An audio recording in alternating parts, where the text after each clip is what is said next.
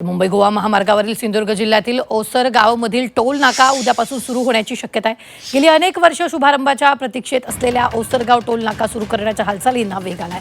सिंधुदुर्ग जिल्ह्यातील गाड्यांना टोल माफी मिळावी ही प्रमुख मागणी जिल्हावासियांनी केली आहे। त्यात पालकमंत्री नितेश राणे यांनी सिंधुदुर्ग जिल्ह्यातील MH07 गाड्यांना विशेष लेन तर व्यावसायिक गाड्यांना 50% सवलत जाहीर केली। याचा आढावा घेतला आमचे प्रतिनिधी उमेश परब यांनी।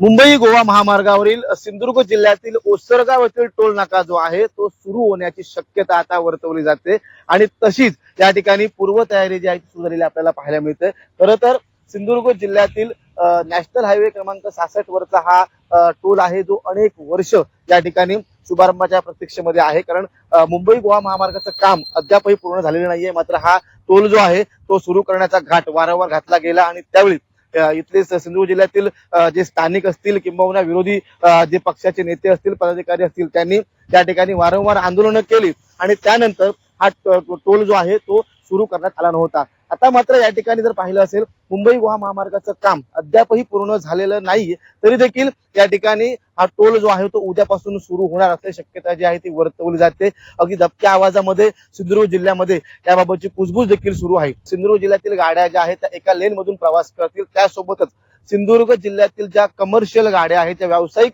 गाड्या आहेत पिवळ्या पट्ट्याच्या गाड्या आहेत त्यांच्यासाठी अगदी 50% डिस्काउंट जे आहे ते या ठिकाणी मिळणार असल्याचं पालकमंत्र्यांनी घोषित केलेलं आहे। एकूण आपण जर पाहिलं असेल तर ओसरगावतील टोल नाका जो गेली अनेक वर्ष वादाच्या भोवऱ्यामध्ये होता, शुभारंभाच्या प्रतीक्षेमध्ये होता, तो आता उद्यापासून सुरू होण्याची शक्यता जी आहे ती वर्तवली जाते। उमेश परब, झी मीडिया, सिंधुदुर्ग।